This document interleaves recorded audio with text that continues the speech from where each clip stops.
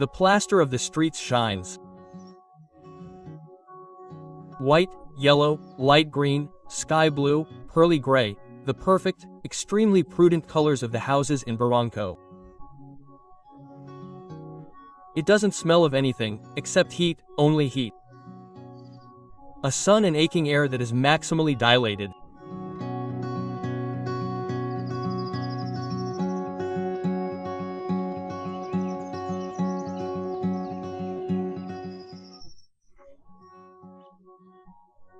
Ramón Rafael de la Fuente Benavides, better known as Martín Adán, finished his famous work La Casa de Cartón in 1928, when he was almost 20 years old. Today we found him on the Paseo Sáenz Peña in Barranco.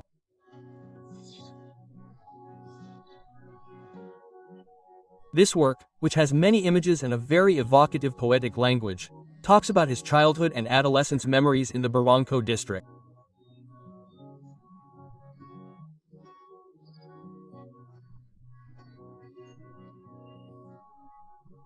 Precisely like him, other artists, writers, and intellectuals, such as José María Gurin, José Antonio del Busto or Abraham Valdemar, found an inexhaustible source of inspiration in the mansions, the tram, the cliffs and the baths of Barranco.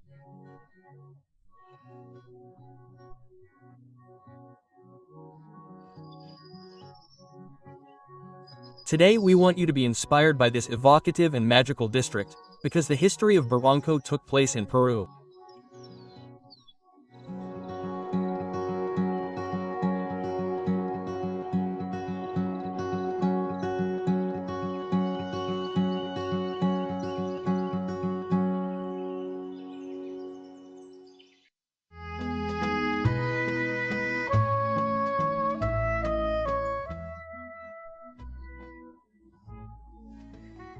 Luis, it's interesting to do this first exploration with you, because you're not only a great connoisseur of the district, let's say, because of your profession, but also because you've been a long-time resident here, Barranco, like some of the districts of Lima.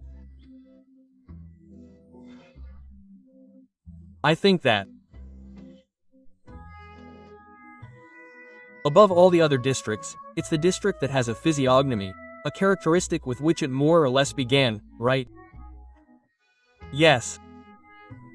The beach resorts actually began to appear at the end of the colonial period. Corrido began to rise a bit. I think Barranco is a bit later. One important thing was, on one side, the train station near Barranco, and there was also the Talana Canal.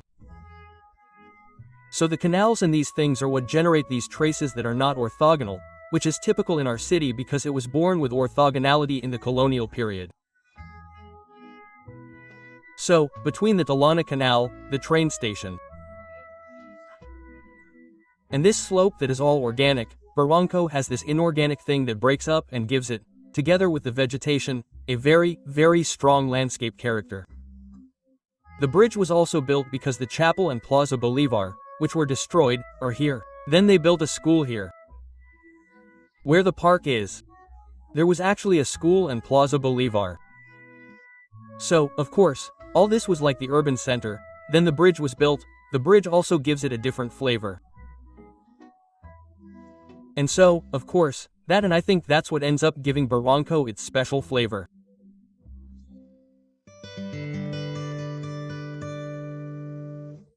To tell the history of Barranco, it is necessary to go back to its pre-Columbian origins. At that time, the area was part of the Zulcuvilca lordship, a chiefdom of farmers and fishermen, whose capital was in Armatambo at the foot of Morro Solar, in what is now Chorrillos.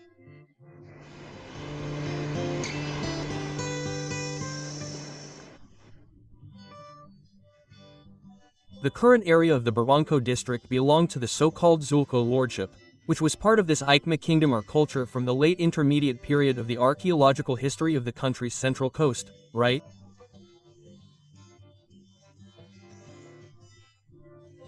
The Isma culture, or Isma kingdom, was a lordship, a political entity whose capital was the current coca-rich Pachacaman. Then, the Rima Valley was divided into a series of lordships, including Zulco, Surco, Zulco, which is what is now the districts of Santiago de Surco, Chorrillos, Barranco de Miraflores, and partly San Borja and San Juan de Miraflores. So there are some vestiges, but unfortunately none remain in Barranco. Yes, they existed here in Barranco. First, through research we conducted using aerial photographs from the National Aerial Photographic Service, a series of mounds or huacas were detected. Among them, the only one reported by the archaeological inventories of the 70s and 80s was the Lavigne Mound, which was located where UTEC, the University of Technology, is now located, right? So, but there were more mounds scattered around the current Barranco area, right? That still existed in the 40s and were able to be photographed with aerial photographs from the Aerial Photographic Service.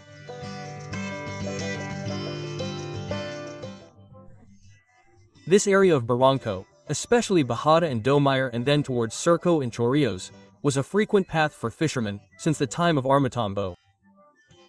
Right? It's not very old. People would come down here to fish, and the first very precarious settlements were temporary settlements on the same slope. Of fishermen who preferred to stay and sleep because fishermen go into the sea very early. So, they would stay here to sleep and then continue on their way back, or sometimes they would come, sleep and go into the sea early. So, that's like the initial origin. Then, during the colonial period, this process continued because although it's true that at the beginning of the colonial period Armatambo still functioned and lived normally, but then they sent everyone to the reduction of Surco.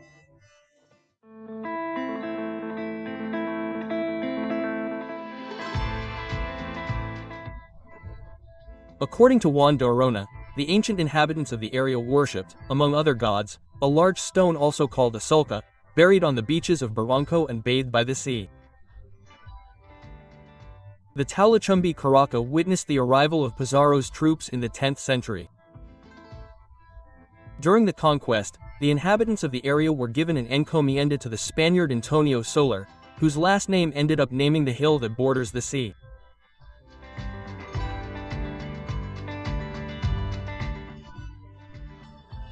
Here in Barranco, the area that belonged to the Isma, Ayas, Talana and Camuco families, was given an encomendero, and later passed to a series of estates that existed in the area. Jesuit estates were established around San Borja to the Villa estate. Later, towards the end of the colonial period, a series of estates were founded, some of which even had their own country houses, casasienas, so to speak, which were the famous piqueres, right? There were 4 in this area, the Pacalar of those located next to the Armendaris de la Condesta and Premio Real ravines, and the one here, located in this area where the Hermitage was later located, the Pacalar of Larayan, right?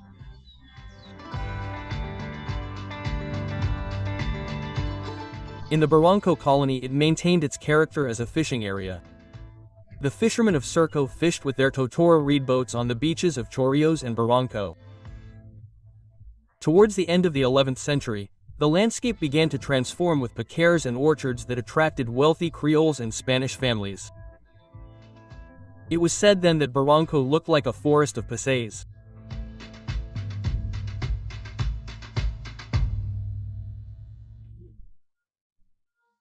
According to Juan de Arona, at the end of the 17th century, some fishermen from Surco spotted a glow on the cliff of the current descent of Baños, and after several days they dared to approach and found the luminous image of a crucified Christ. The news soon brought numerous Lima faithful, turning the place into a pilgrimage point. And shortly after, a baker named Caicedo brought his sick and terminally ill wife, who was miraculously healed. In gratitude, Caicedo built the first hermitage, a modest construction made of wattle and daub and adobe around which the first Barranco homes were built. So, we can say that the hermitage is the birthplace of the Barranco district.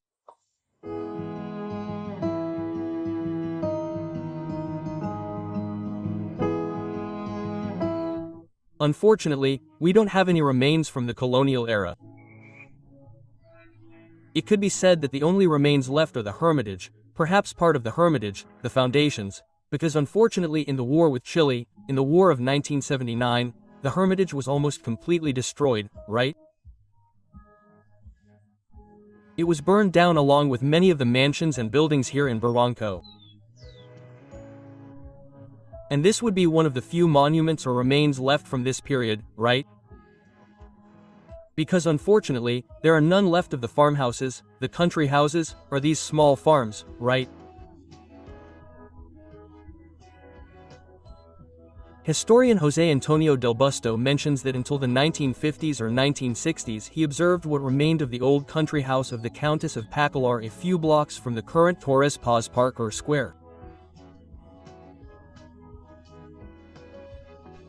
This was the house of the royal prize Pacalar of the Lavalle family, One of the members was the famous José Antonio Lavalle, about whom the composer Chabuca Granda wrote a song, and who was fond of paso horses. He was in the middle of the Chipoco, but as we know, unfortunately there are practically no traces left of these interesting houses that were important architectural testimonies, right? Of the colonial era here in Barranco.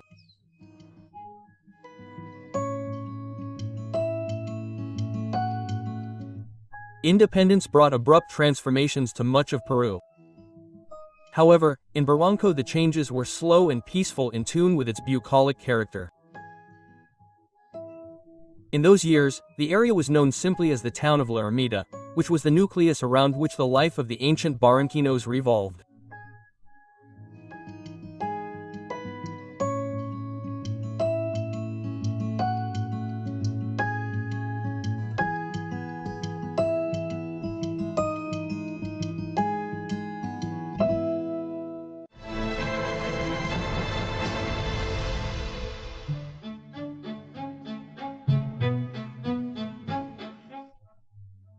In the early 19th century, the population of Barranco did not grow significantly. However, large estates began to be consolidated on its fertile lands next to the Paqueres.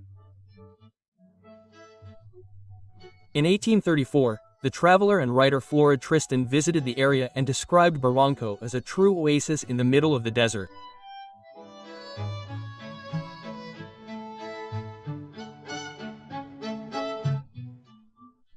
Well, once the Republic began, Barranco began a period of growth.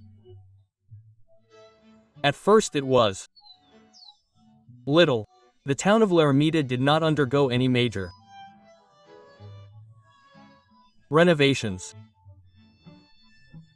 However, since the government of Castile, around 1855, some people from Lima began to come and sit in what would later become the descent of the baths, right?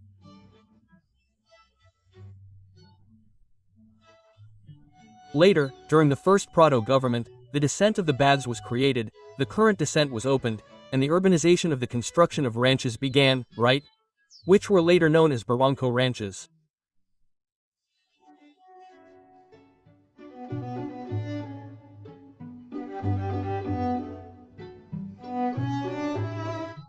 A decisive event drove the urban growth of Barranco hand in hand with its neighbor Chorrillos, which was already established as a bathing and gambling resort. In 1858, during the government of Ramon Costilla, the Lima-Chorrillos railway route was inaugurated, which facilitated the arrival of visitors and accelerated the expansion of the entire area.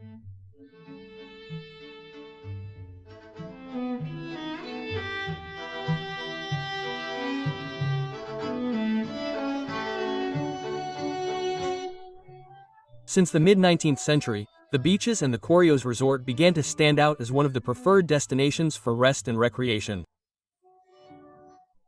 In 1858, with the inauguration of the Lima-Chorrillos Railway, access to the area became much faster and more comfortable. The route started from the current Plaza San Martin in the heart of Lima and passed through here behind, along the current Bolognese Avenue and ended at what we know today as Guayras Avenue.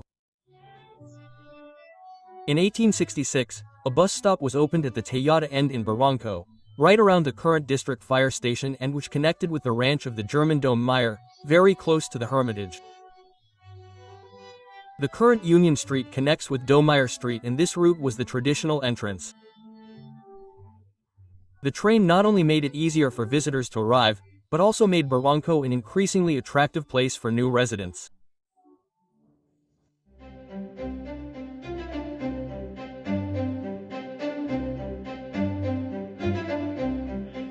Given the constant growth of the population, the government of Manuel Pardo decided to create the Barranco district on October 18, 1874.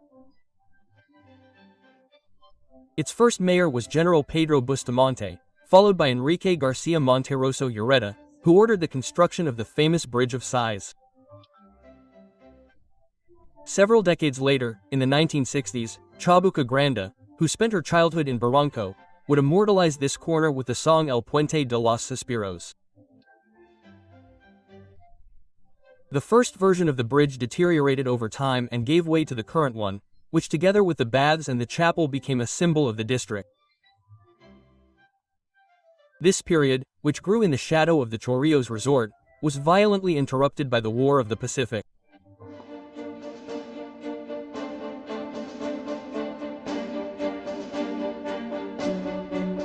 Let's talk about the time of the war with Chile.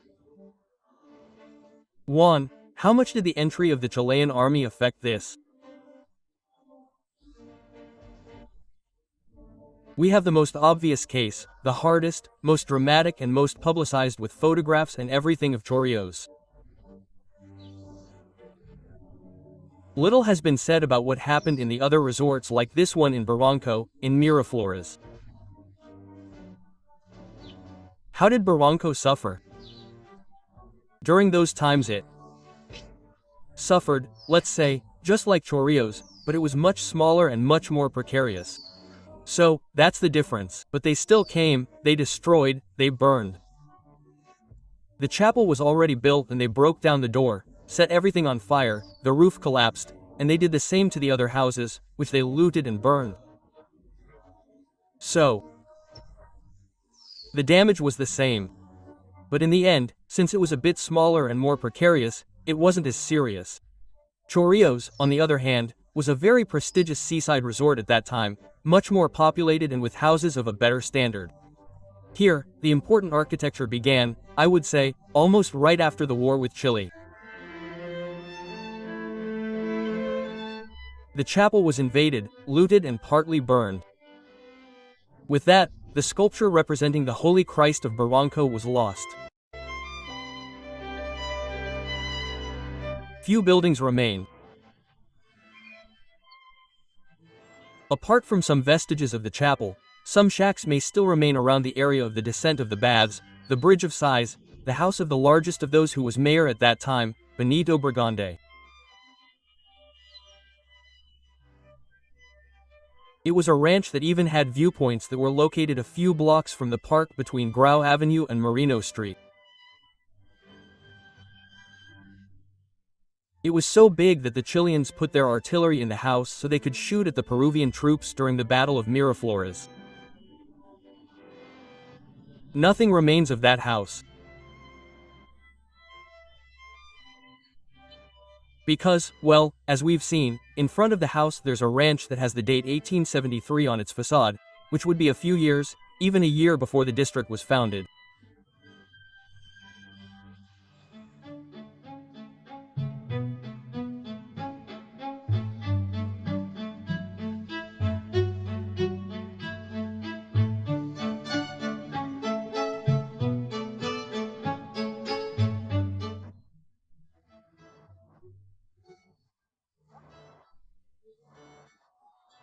I wanted to talk a little bit about this reconstruction after the war with Chile, where there's talk of a more residential ravine, let's say, a ravine that's beginning to experience a new influx of people and is beginning to see certain architectural topologies, that is, architectural styles, types of housing.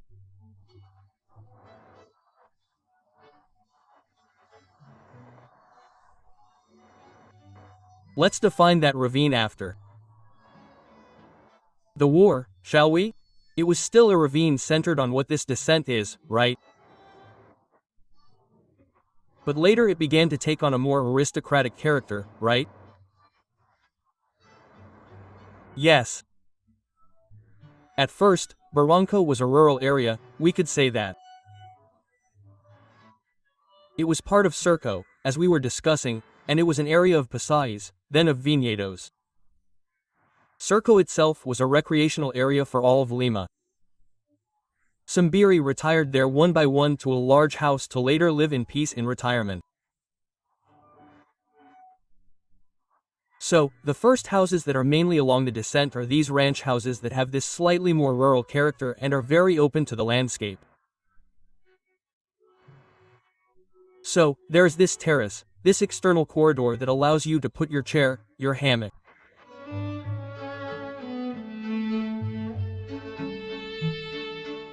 The Reconstruction era brought new airs to Barranco. Most of the beautiful and imposing buildings that still grace its streets began to be erected since then. In 1882, Father Manuel de la Fuente Chavez began the reconstruction of the chapel, and it was the neighbors themselves who requested its independence from the Surco parish, which was not achieved until 1902, when that priest became the first parish priest of the Santísima Cruz de Barranco Church. During the so-called aristocratic republic, between 1895 and 1919, drinking water and sewage systems were installed, in addition to the construction of a series of mills that beautified the district.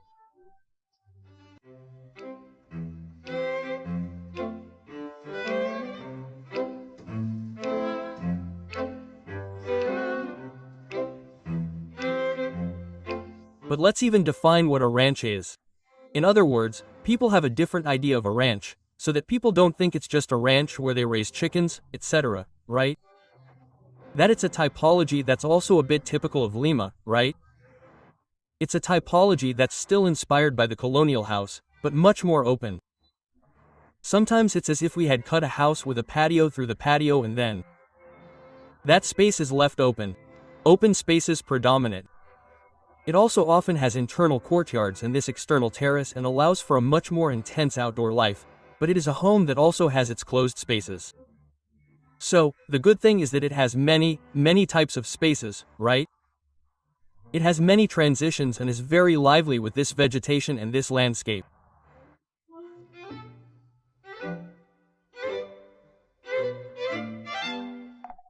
Many foreigners found Barranco a peaceful place to live, far from the chaos and bustle of Lima. English and German settlers settled in the district, such as the Taylor Domeyer, whose ranch was located near the Hermitage and the Cliff. The British Carlos Saudel and the German Carlos Weiss, who became municipal officials, or the businessman Rodolfo Holting, responsible for installing the Barranco funicular. After the Reconstruction, Barranco was consolidated as a prestigious seaside resort, just as Chorrillos had been before the war with Chile.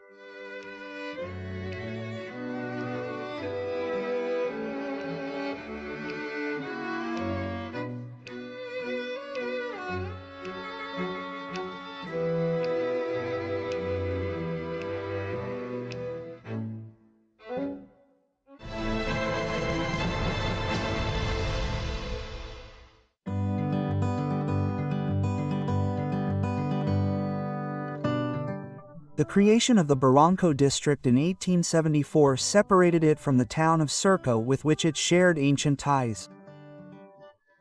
However, in the 1890s they were reunited as a super-district entity.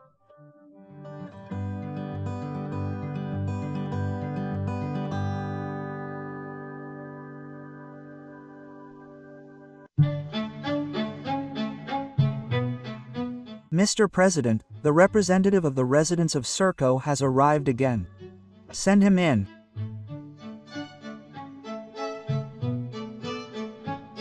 Mr. President, thank you for receiving me. Good afternoon. Good afternoon. Thank you very much. I just came to thank you for your efforts. Our district is finally autonomous again. What's the deal?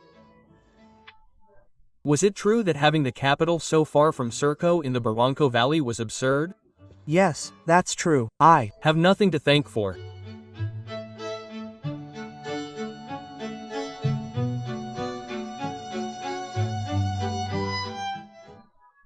The Barranco district was founded in 1874 during the government of Manuel Pardo.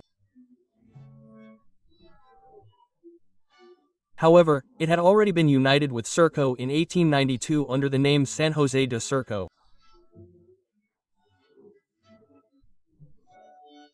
This entity had taken the town of Barranco as its capital, which was later promoted to the category of a village.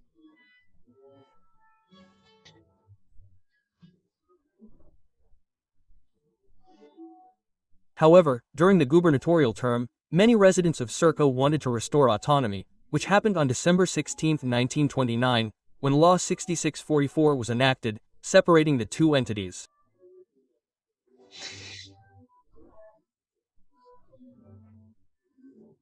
Surco was left without a sea and Barranco acquired the small dimensions it has to this day.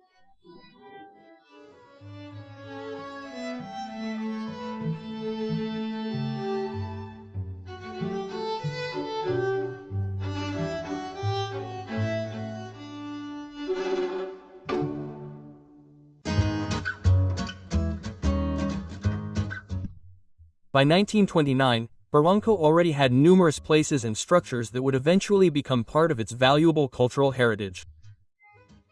Among them, the municipal park inaugurated in 1898. Its 1924 library that also served as the municipal headquarters, and the monument to San Martin, moved that same year to Barranco from Grau Avenue in Lima and which, after the 1940 earthquake, was located on Sainz Peña Promenade. Added to this group are the Rosal Rios House, one of the most famous in the district, the Dow House, and the Soisa House, located on Cajamarca and Colón streets.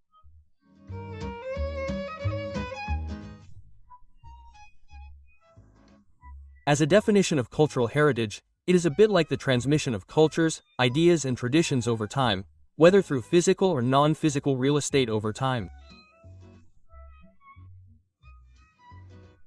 And it is important because it allows us to understand the tradition, culture and history of Barranco. In this case, at the end of the 19th century, the Barranco baths became a symbol for the people of Lima. In 1896, during the government of Nicolas de Piarola, hydraulic funiculars designed by the German engineer Rodolfo Holding were installed, which operated until 1971. They allowed access to the Barranquito beach baths from the cliff. Then, in 1904, President Manuel Condamo inaugurated the electric tram, whose first route connected Lima with Barranco, consolidating the district as a center of recreation. One of its cars is still preserved in front of the Electricity Museum, testimony to a system that operated until the mid-60s, when it was replaced by the bus line.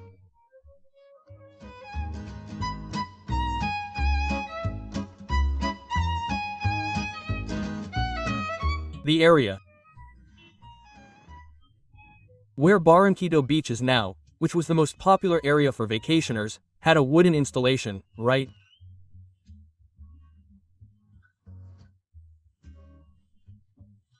Supported by pillars that were on a high part, right?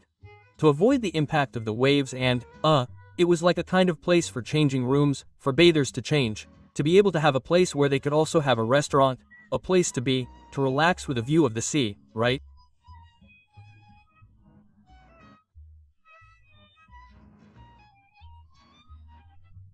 These first Barranco bathing facilities existed until 1900, 1913, 1915, when they were demolished and the best known ones were built, which were all an iron structure that even entered the sea. It had some kind of walkways, sidewalks that entered supported by iron supports and that led to a kind of gazebo with a view of the sea, right? They were the famous Barranco baths, right?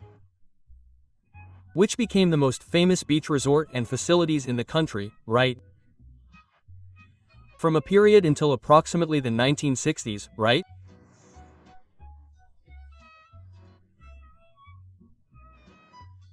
And they had a whole series of facilities, including a bar, and even a place for an orchestra to play. They even had hairdressers. They had a whole series of facilities that, to the delight of the visitors who used them, right?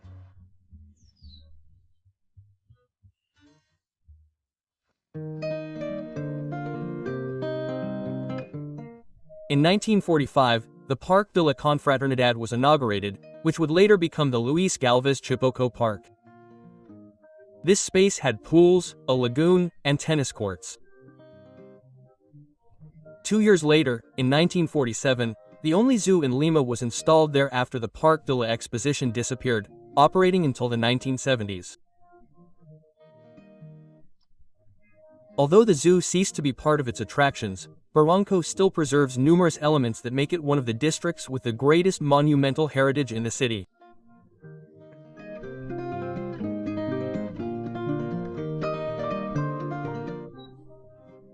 Around 1990, Barranco had only 11 properties classified as historical or heritage.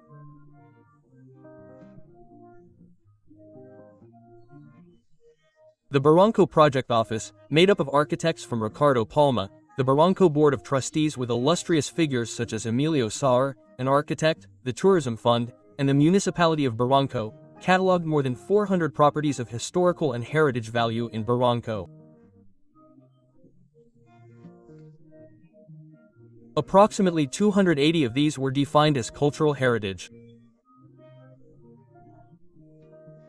Today, around 100 to 150 of these are being preserved.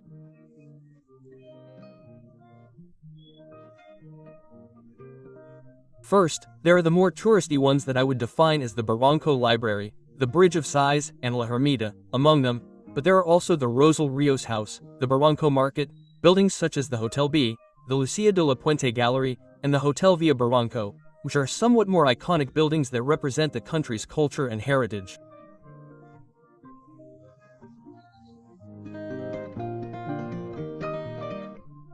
By the 1930s, the Plaza de Barranco was already the heart of the district, replacing the area of the Hermitage and the Descent. Over time, this square became the core of the historic center of Barranco, which today brings together more than 100 cultural assets and at least 52 buildings of monumental value.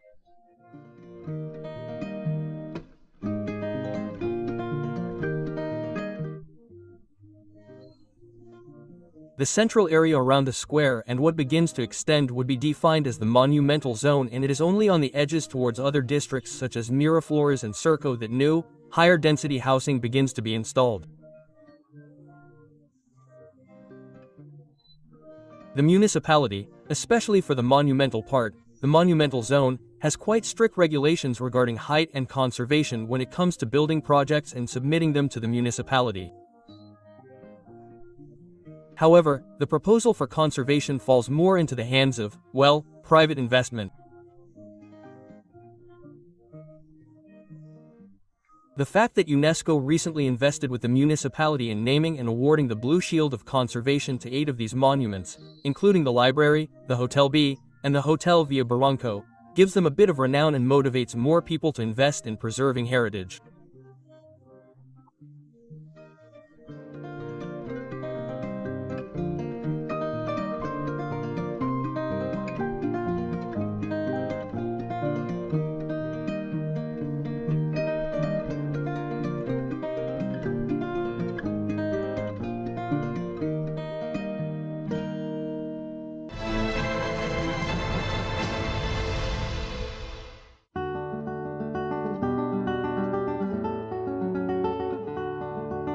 This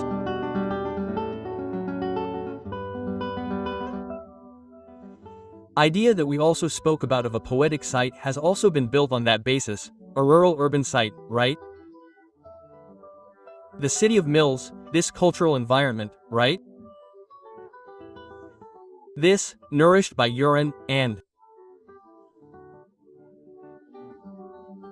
also by Valdeller, Martina Don, right? Evocative, this educational ravine. What can you tell us about that? Well, I think that tradition of landscape and greenery is transferred, let's say, when the urbanization process begins, because this whole process is a more, let's say, organic process, right? That happens over time, but then all these lands full of sphagnum moss begin to be urbanized. Then there is the La Viñita development, the La Condesa development, the San Francisco development, and they generate their own public spaces. One interesting thing is that, for example, the San Francisco development, which is around the San Francisco Square, where Gurin lived, Gurin's house is there. So it has this kind of public space character. The surrounding homes have these gardens in front that reinforce the greenery, and these are very typical squares of Barranco that are squares that enter through the middle and surround it, such as San Francisco, Raimondi Square, and Bader's Square, which are very particular spaces.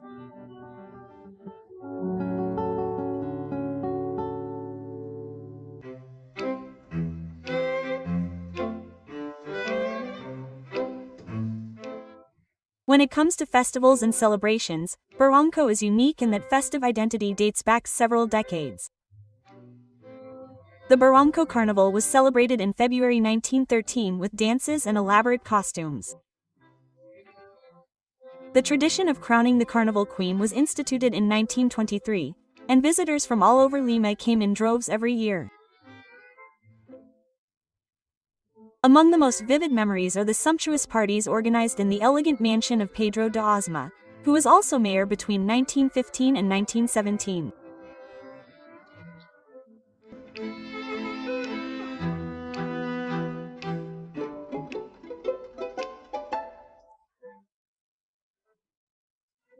After that terrible period of Chilean occupation, a time of resurgence for the district arrived, and with it the construction of Barranco's Central Park in 1900. By 1905, we already have maps of the first Barranco retreat, which was a type of open-air concert offered by the band of the Chorrillos Military School. By 1917, 12 years later, it was not only the Chorrillo Military School that came, but also other bands from other districts. And the retreats were no longer just in the Central Park, but also in other squares, on the boardwalks, and on other streets. In addition to the retreats, carnivals, flower fairs, and that bohemian, artistic, cultural, and celebratory atmosphere were added, which is the predecessor of the Barranco that we know today.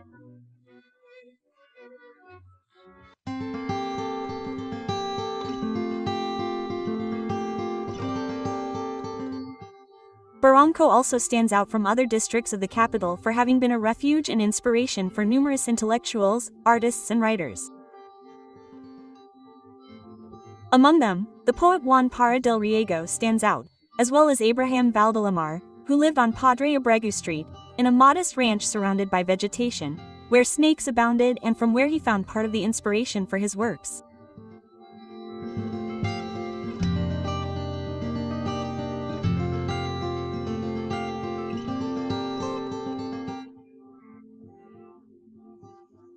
Well, if we talk about Barranco's literary tradition, the first names that come to mind are definitely Martín Adán, Abraham del Omar, José Mario Guerin, who are poets who at different times in their lives lived in the district and whose houses are still standing.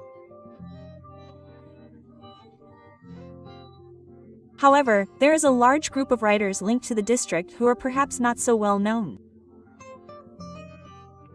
A few meters away is the Central Park and the library, for example, dedicated to Manuel Bingalea, who was a writer, novelist, and short story writer who dedicated one of his novels to Barranco, Under the Lilacs. Is practically set in the district.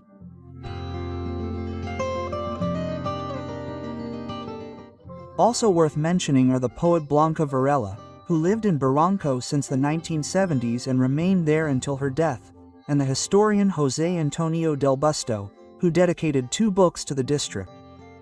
And of course, Pedro Pasoldan y Unanue, Juan de Arona, author of the Chorrillos line, one of the most vivid descriptions of the old Barranco and other Lima seaside resorts.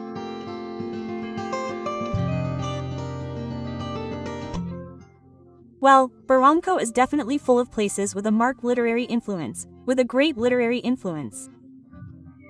Without a doubt, we would have to choose the passage where we are, the Sanchez Carrion Passage, because it is here that Martín Adán's house is located. And for some years now, it has also had a commemorative plaque that is important because it shows the literary heritage that has existed and still exists in the city. Another highlight is the Plaza San Francisco, which houses the space and house where José María Guerin lived.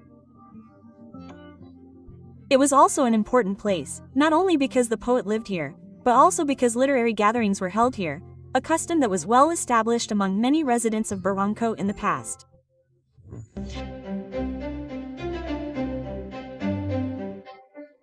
One of the most representative works of Peruvian literature from the first half of the 20th century, Martín Adán's The Cardboard House, takes place in the Barranco during the first decades of the last century.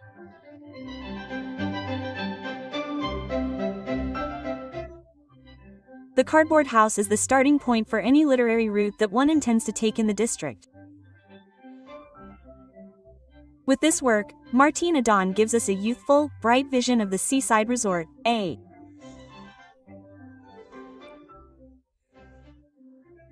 vision of a city that, although it is on the path to modernity, still retains much of its tradition and customs.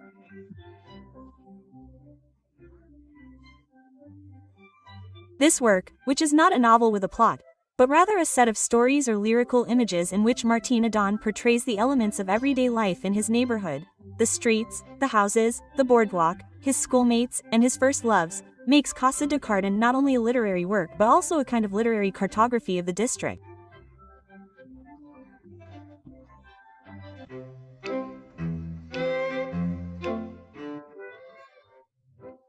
Its monumental heritage is intertwined with its literary tourism potential, as many of its mansions and streets are part of cultural tours that invite us to relive the memory of the writers and artists who found their source of inspiration here.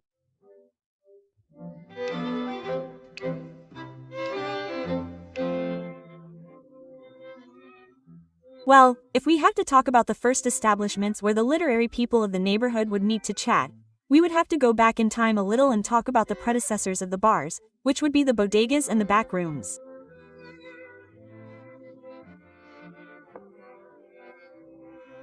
The bodegas almost always had a special atmosphere where the neighbors would gather to enjoy a drink or a snack.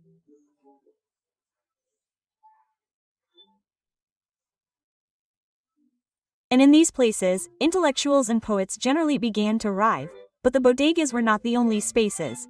There were also the rebotecas, which were a kind of laboratory that the pharmacies had.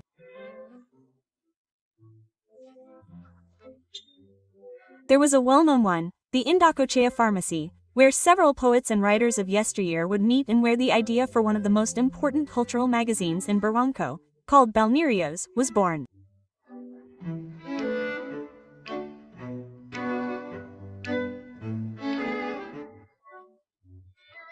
As a legacy of this literary bohemia, Barranco has become a district that concentrates numerous meeting and entertainment spaces, where people from all over Lima, beyond their ties to literature, come to enjoy the cultural life, dance, and music that still beats in its streets.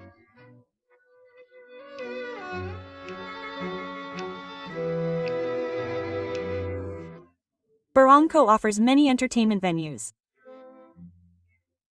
However, I specifically recommend two, not only because of their age, but also because of the relevance they have within the literary tradition of Barranco.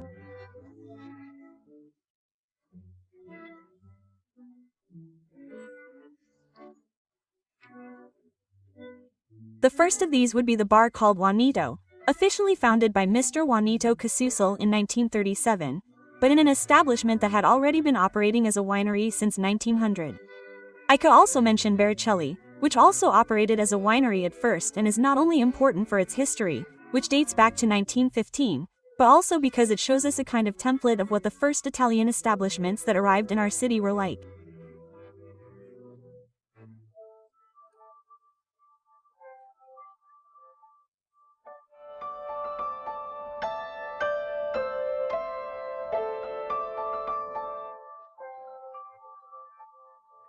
Although the neoclassical, French-style or Norman-style houses are dazzling, along with its boardwalks such as the Malecón Pasos or the Malecón de los Ingleses, and such representative museums as the Pedro de Osma, dedicated to vice-regal art, or the Museum of Contemporary Art opened in 2013, we must not forget that Barranco also has traditional neighborhoods, perhaps less touristy, but which constitute an inseparable part of the district's identity.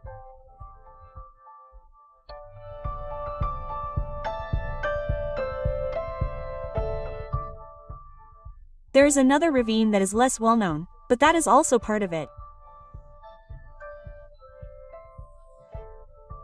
It is a ravine perhaps of a less affluent social class and that perhaps responds to this circuit that we had intuited between the Old Furrow and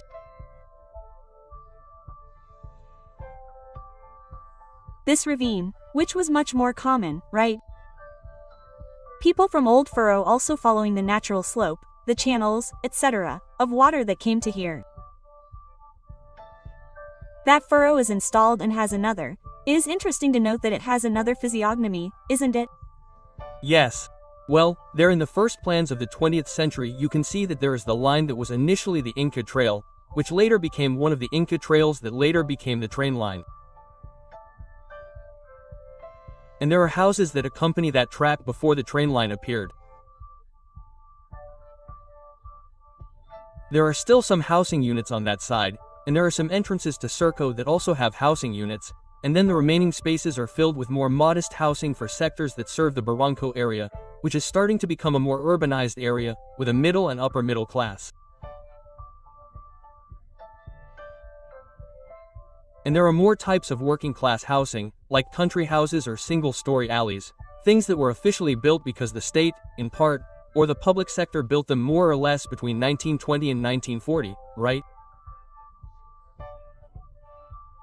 The area of Bolognese Avenue, where the Metropolitano currently runs to the east, is like the working class area of Barranco, the Tallada Alta area, Talladita, with Surco and Chorrillos.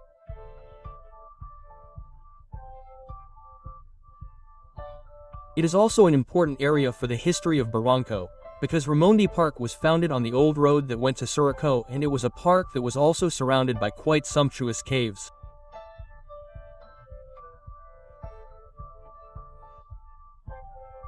Architecturally speaking, there are still some buildings, and in later years, in the 1940s, it was a place with an important Creole musical tradition. A series of festivals were founded there, and important Creole musicians even emerged there.